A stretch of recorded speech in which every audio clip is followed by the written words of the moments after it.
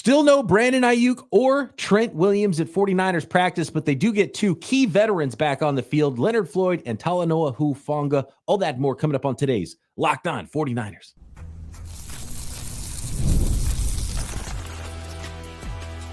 You are Locked On 49ers, your daily San Francisco 49ers podcast, part of the Locked On Podcast Network, your team every day. Welcome to Locked On 49ers. Brian Peacock and Eric Crocker at BD Peacock at Crocky209. Thanks, everybody, for making us your first listen right here on the Locked On Podcast Network, your team every day. We love our everydayers, and we appreciate it when you hit that subscribe button. It helps us out quite a bit. Subscribe on YouTube or wherever you listen to this podcast. Today's episode of Locked On 49ers is brought to you by Gametime. Download the Gametime app, create an account, and use code LOCKEDONNFL for $20 off your first purchase. Terms apply. Download Gametime today. What time is it? Gametime. All right, Croc. Nothing new to report. The 49ers expect Brandon Aiyuk on the practice field, and they were disappointed. He did not show up at practice again for the second straight day after Kyle Shanahan and John Lynch both said he's cleared. He's ready to practice. We expect him to be out there. So we'll see if any fines come down, because those fines start to escalate every day you're not at practice. And I think we might see something like that coming in the very near future.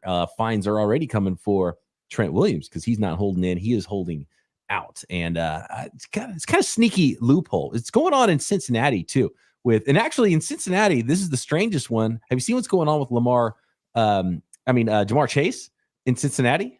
So I saw he was supposed to be practicing. He was holding in. Yes. He was supposed to be returning to practice, and then he just walked off the field and didn't practice. That's the last update I saw. I think he actually did practice though. And then the next week he didn't practice again and walked off the field when he was supposed to be there or something like that.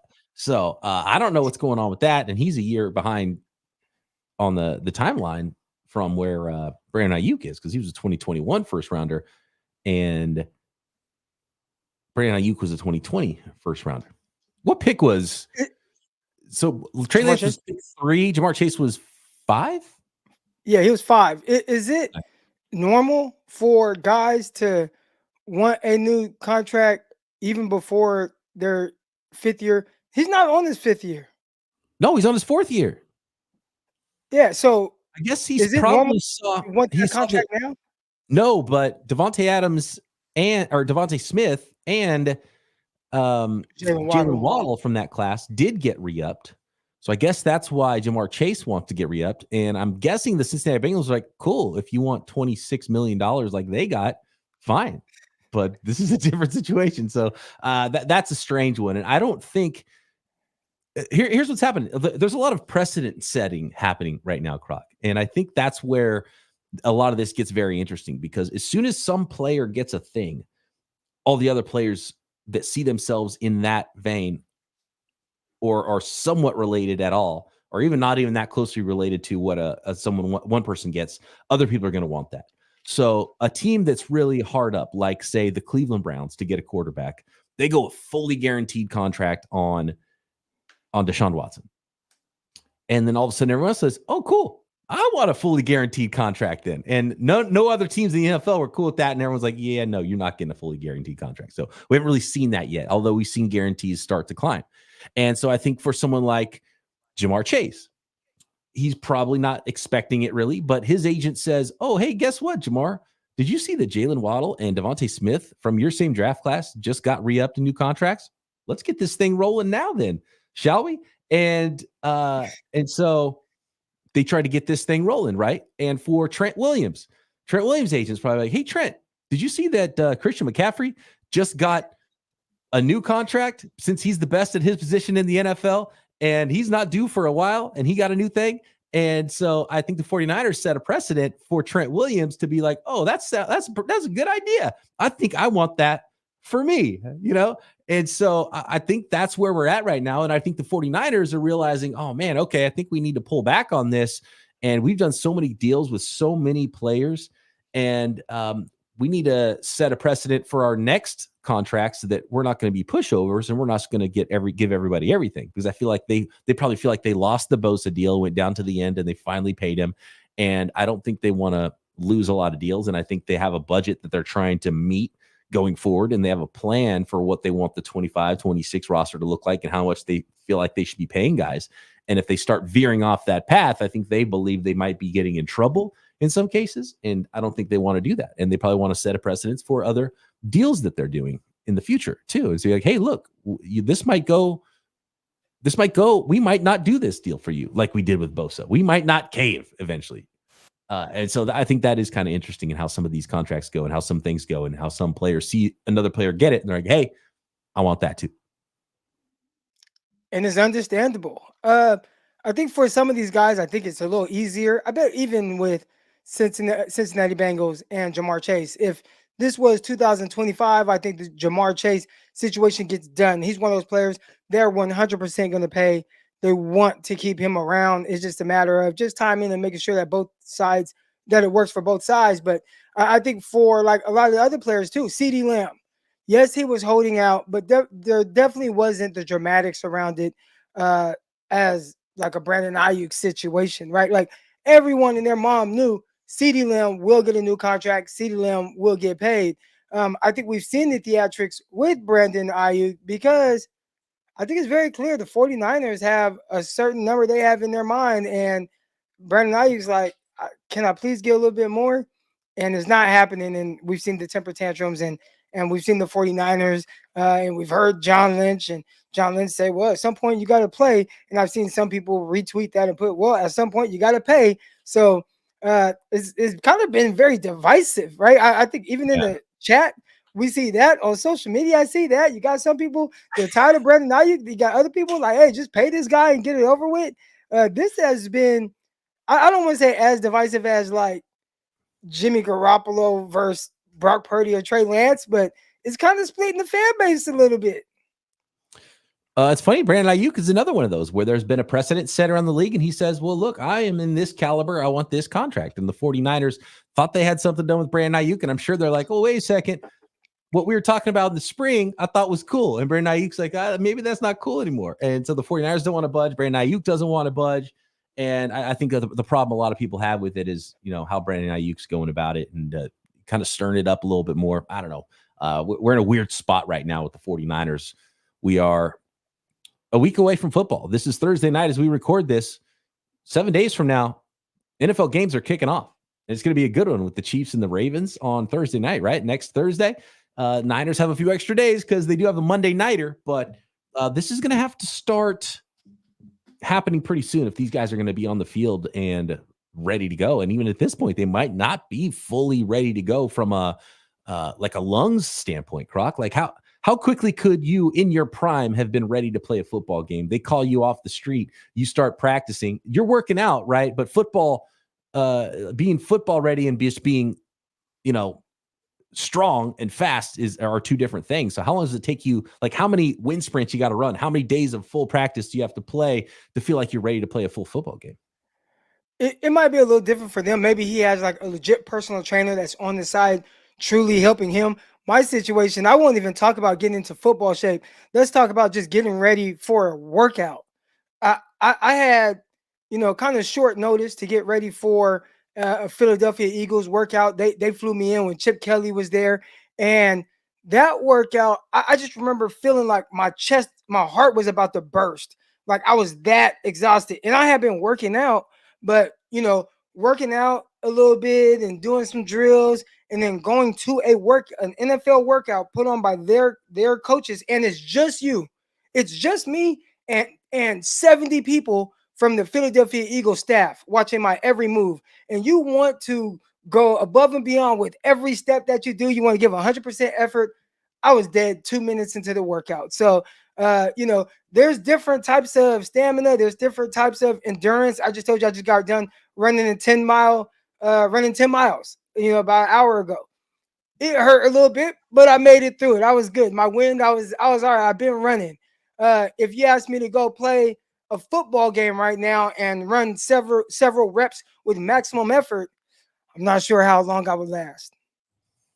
What time of year was that you had that workout? There's 70 people watching you? Eagles. Was it like right before a practice? Oh, no, it was the offseason. It was like February. I don't even know why they were there.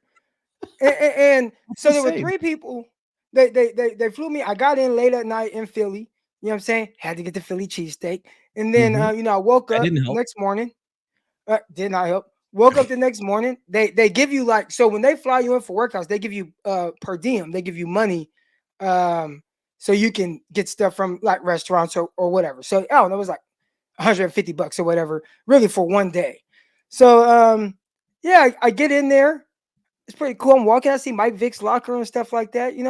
Mike Vick, and it was crazy, man. You walk to their facility, not a huge indoor practice facility that they have, but there were 3 guys there. It was me, an offensive lineman, and a linebacker. They had me run my 40. Boom, wasn't terrible. All right, whoo, let's go. Then they had the other guys work out first. So the offensive lineman worked out, and then the LB worked out, and then I worked out. We're in the indoor, but it's freezing cold. So I warmed up really good for my 40, but then I had to wait for those guys' workouts to be finished. And then everybody turns their eyes to me. I'm trying to stay warm. It was terrible. I hated that experience. I think Middlecoff was there. I think Middlecoff was still a scout there. So if somebody can ask Middlecoff like about those workouts. I don't know if I brought it up to him, but I'm 100% certain he was there. He was still there at that time. I think he got let go after the draft, which was like a few months later. So he was there during my workout. Oh, so Middlecoff got let go because they saw how good you were later, and they're like, "Hey, Middlecoff, why didn't you pound the table for Crocker? We missed on that." Right? I don't know if it worked like that, but I listening to Middlecoff, it doesn't sound like he likes Chip Kelly too much. And Chip Kelly was the head coach at that time. So I think there was something with him and Chip, something about, I think like Matt Barkley or something. I think Middlecoff was like, he sucks. And Chip Kelly really liked him. I've listened to enough of his podcasts. I should know the story like off the back. We got to get him on the pod then and talk Eric Crocker workout. He wasn't wrong about Matt Barkley though. I will say that, if that's what it was. All right. Next, let's talk who's on the field for the San Francisco 49ers. Good news, couple of starters back on the field. Could they be ready for week 1? Next.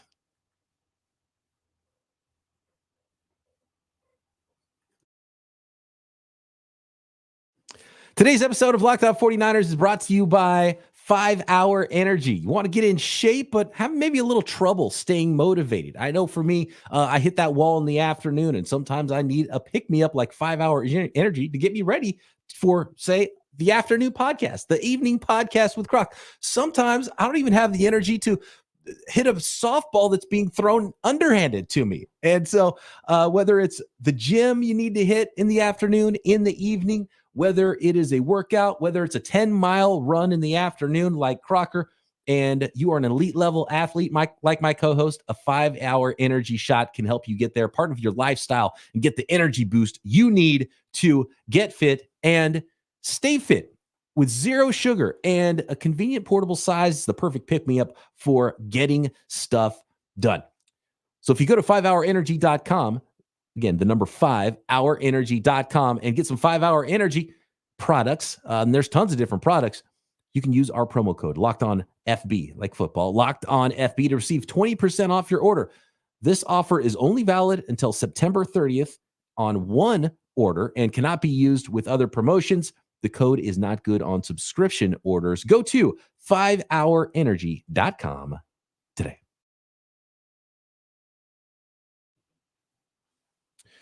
Shout out to the chat, by the way. Hufanga. That's a good nickname for Hufanga. Giving 49ers fans a hug today. I had a little typo in the background. Got that fixed. Talanoa Hufanga, not Hufanga, but he's back on the field. And a quote from the defensive coordinator, Nick Sorensen, today about Hufanga being back. He said, quote, "It's great to see him out there with pads and a helmet on. Really excited.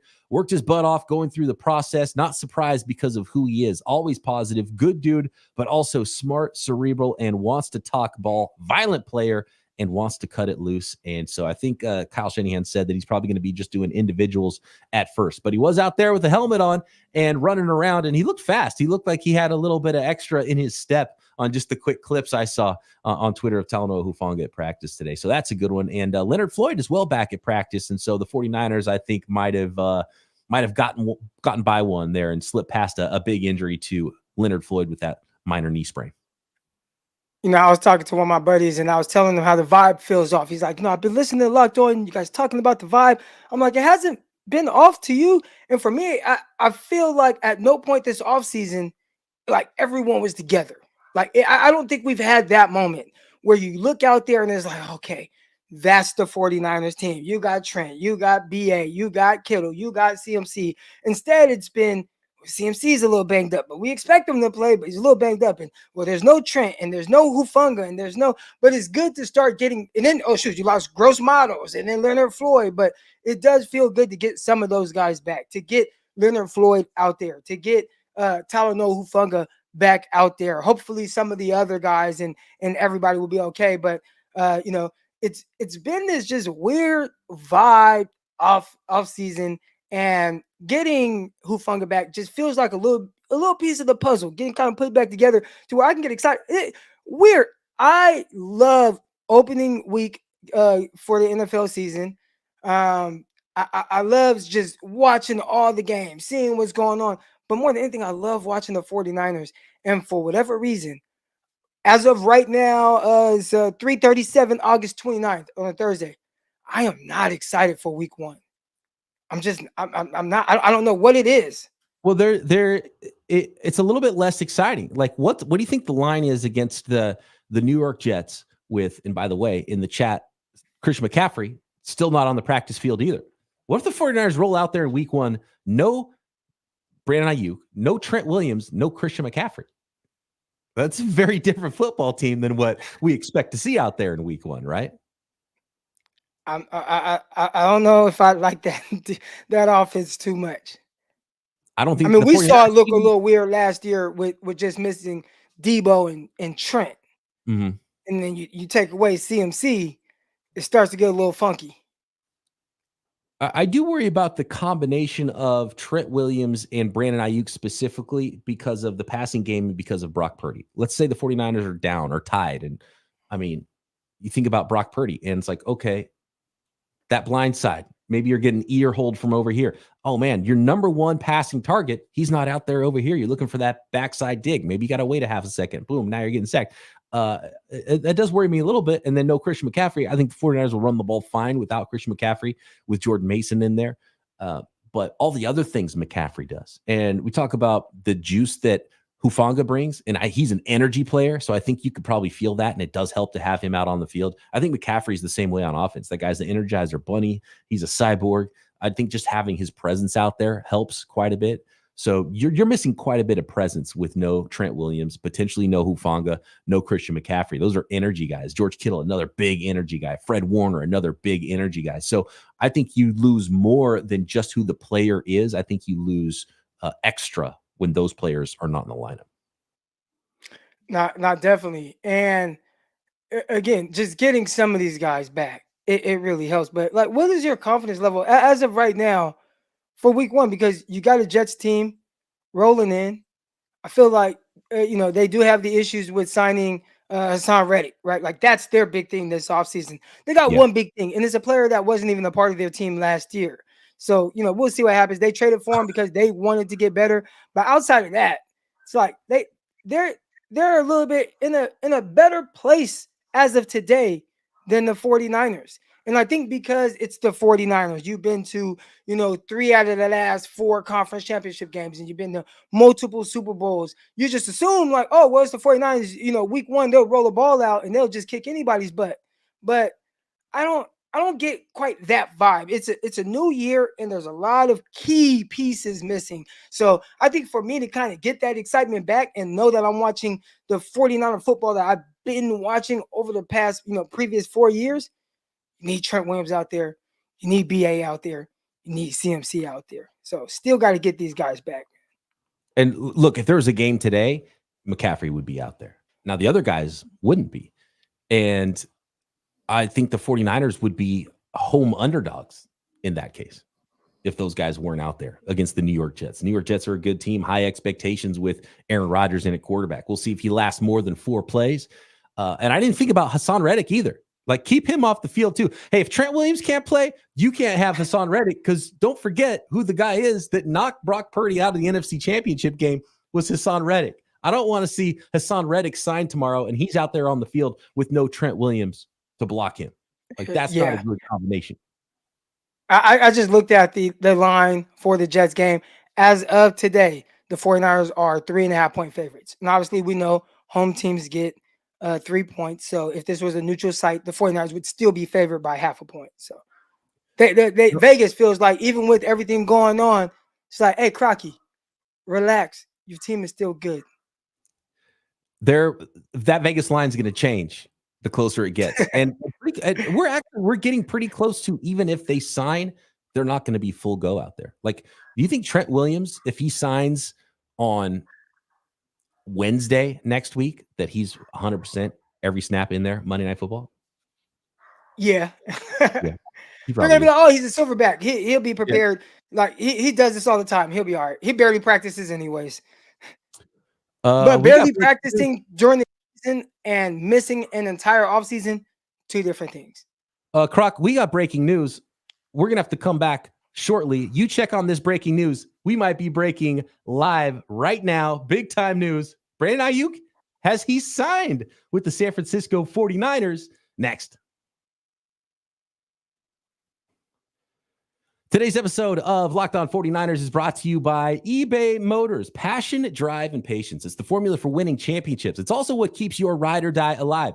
eBay Motors has everything you need to maintain your vehicle and level it up to peak performance. Superchargers, roof racks, exhaust kits, LED headlights, and more. Whether you're into speed, power, or style, eBay Motors has you covered. With over 122 million parts for your number one ride or die, you'll always find exactly what you're looking for. And with eBay Guaranteed Fit, your part is guaranteed to fit your ride every time, or your money back. Because with eBay Motors, you're burning rubber, not cash. And it couldn't be easier. It's a big green check mark, and you know that part is going to fit your vehicle. With all the parts you need at the prices you want, it's easy to make your car into the MVP and bring home that W. Keep your ride or die alive at ebaymotors.com. Eligible items only. Exclusions apply. eBay Guaranteed Fit only available to U.S. customers.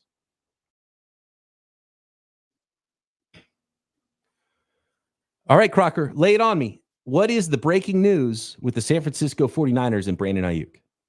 So here we go. Adam Schefter says there will be no trade. The 49ers and Brandon Aiyuk reached an agreement today on the 4-year extension that will contractually tie the wide receiver to the San Francisco 49ers for the next 5 seasons per ESPN sources. The drama is over and the deal, not a trade, is in place. Let's go. He goes on to say Brandon Aiyuk's offseason included a public trade request, tweeting at Mike Tomlin, posting pictures with Jayden Daniels, sharing a FaceTime with Daniels, saying they don't want me back, getting permission to negotiate contract with other teams.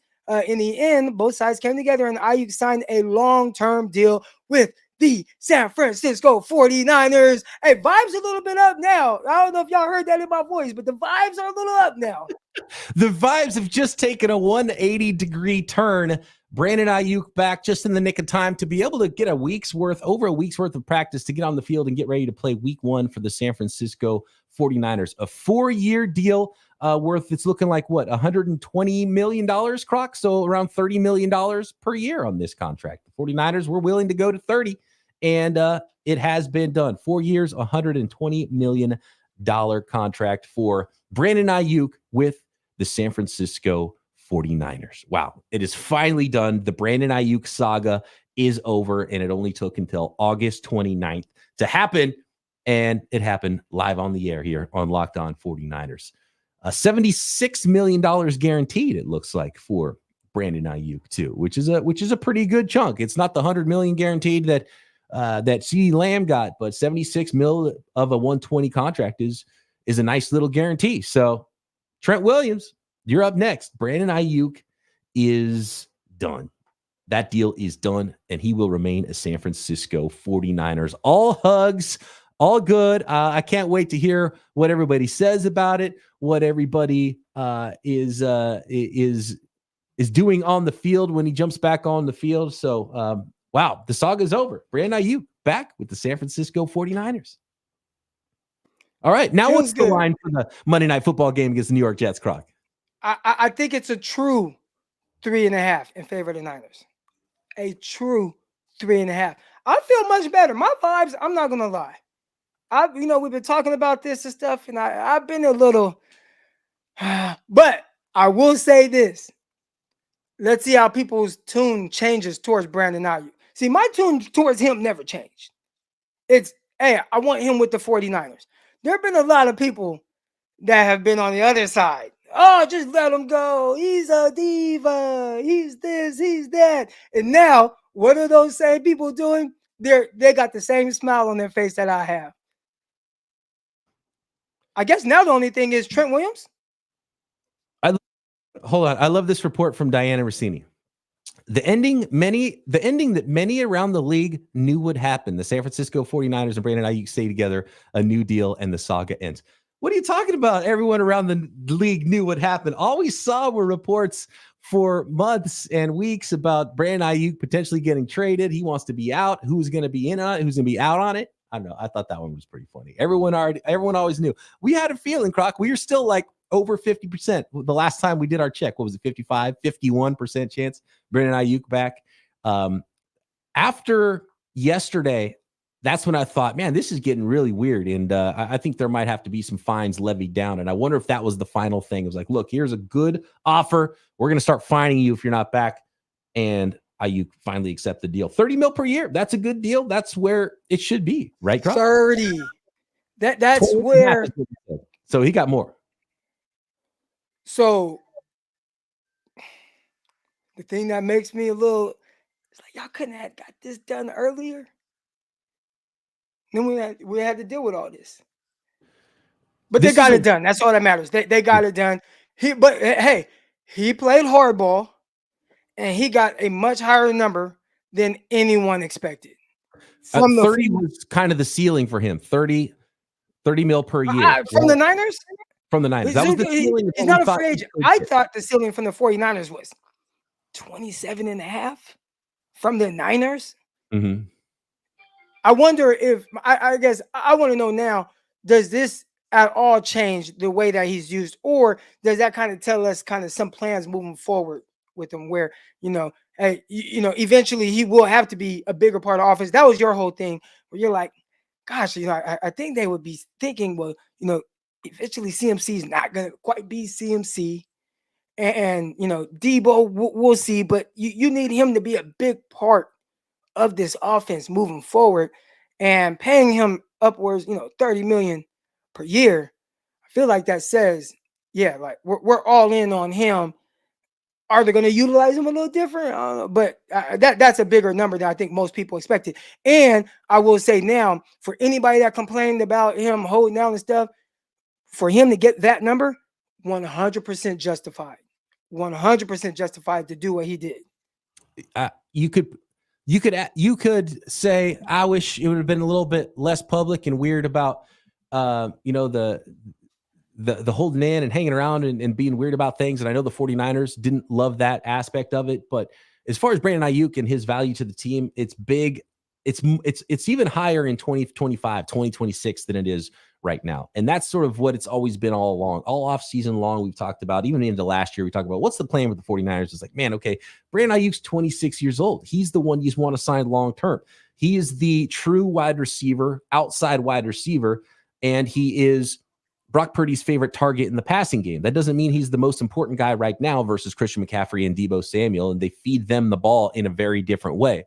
But looking forward with the age of George Kittle, with Deebo Samuel, how he's hard on his body, how he's a couple of years older, the player that makes the most sense going forward to pair with Brock Purdy long-term has always been Brandon Aiyuk. And so that's why Brandon Aiyuk on a 4-year deal makes so much more sense, because he's going to have to grow from being the number 3, number 4 option to the number 2 option to the number 1 option by 2026, when there's no Christian McCaffrey.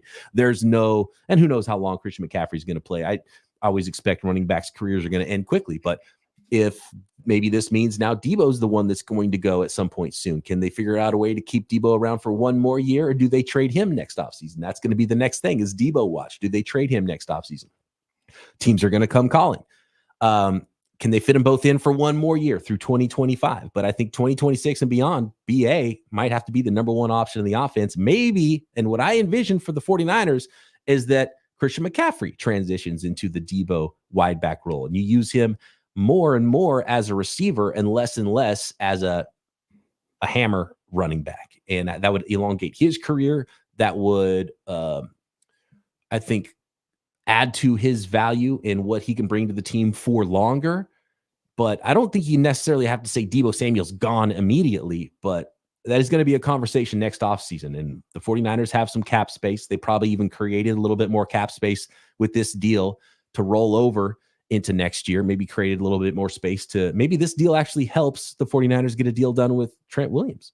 So Trent Williams is next. Can they get him done? I think that'll go a long way to flipping the vibes, but it does feel good that this is done. And hopefully there's no weird, long lasting feelings with Brandon Aiyuk and Kyle Shanahan and the 49ers, because there have been some pretty public reports that maybe the sides aren't very happy with each other. But the deal is done. So clearly Brandon Aiyuk wanted to be around, and now he is going to be around for the next 4 years. I think all will be good. I think he'll walk into there. I think Kyle Shanahan will tell him, dude, you've been a pain in the ass, but let's go win the Super Bowl. And I think everybody will be okay. You know, it's not complete until we see what the DAP looks like on the field with Kyle Shanahan and John Lynch tomorrow at practice. And we got to see, will Brandon Aiyuk go out to the practice field with 49er logoed NFL equipment shirts on? Because you've been wearing the all black with no logo, you know. He wore a red shirt one day. But again, you had talked about that Raiders thing, showing him on the sideline. He really cut his hair, huh? Yeah, he cut his hair. That's what I'm saying. That's how I knew a deal was done, because you don't go with a new look unless you get a new paycheck to go along with it.